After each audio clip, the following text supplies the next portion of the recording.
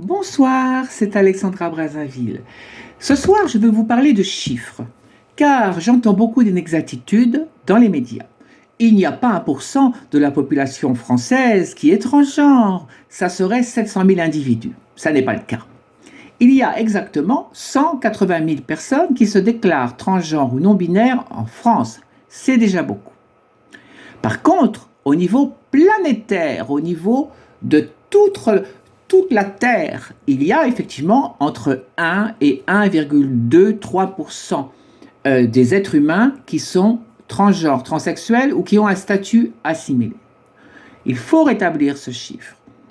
Par ailleurs, en France, en 2024, il y a eu 13 600 enfants qui sont nés avec un désordre génétique, un transsexualisme primaire, un intersexualisme ou un pseudo-hermaphrodisme comme le mien congénital. C'est déjà beaucoup, même si ça paraît minime, parce que ce sont 13 600 drames, avec de l'inquiétude, de l'angoisse, avec une incertitude pour l'avenir de ces enfants. Et souvent des familles qui sont dans la tourmente. Il y a actuellement 9 000 jeunes ou personnes qui sont sous protocole d'État pour soigner ces pathologies. Voici donc les vrais chiffres. Nous allons parler maintenant des prises en charge. Je n'ai jamais été prise en charge par la sécurité sociale à hauteur de 100%. Il y a une enquête, mes parents avaient des moyens. La sécurité sociale ne dépense pas l'argent comme ça. Ils regardent si les parents ou l'entourage ont quelques moyens pour payer les honoraires des chirurgiens. C'était donc le cas de mes parents. Donc, la sécurité sociale a payé le ticket modérateur et le bloc opératoire, c'est-à-dire 1 300 € sur chacune des 4 interventions. Et la mutuelle de mon papa a payé cette somme de 1 300 € multipliée par 2, donc 2 600 €. Donc, par exemple, si on prend l'exemple de la vaginoplastie, 14 000 € qui a eu lieu à la clinique Élysée-Montaigne à Paris, mes parents ont été remboursés par la sécurité sociale et la mutuelle de 2006 plus 1003, donc 3 900 €. Tout le reste a été payé par mon papa et ma maman et je les ai remboursés plus tard en travaillant sur les marchés avec mon mari et avec mon salaire d'infirmière détachée, je dirais, à domicile. Voilà.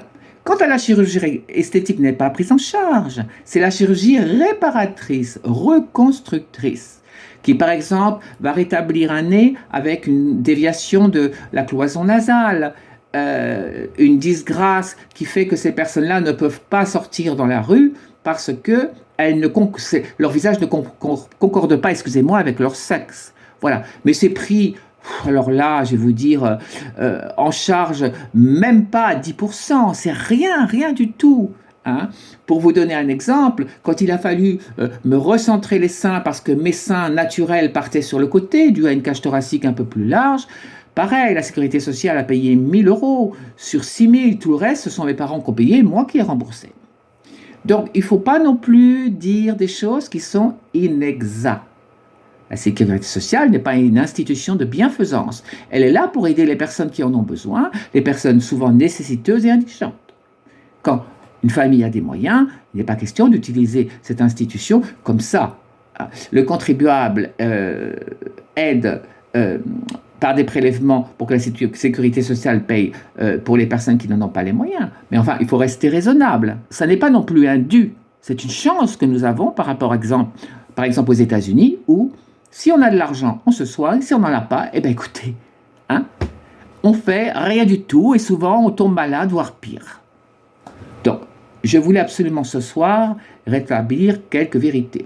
Et je suis particulièrement fâché après que certaines personnes qui, jeunes, transsexuels, utilisent les réseaux sociaux pour raconter toutes sortes de balivernes, annonces des tarifs opératoires absolument exorbitants, qui ne sont pas du tout les vrais, et vont prétexter que tout est pris en charge, la moindre petite bricole esthétique est prise en charge. C'est faux. Voilà ce que je voulais vous dire. Merci infiniment de votre écoute. Alexandra Brazzaville.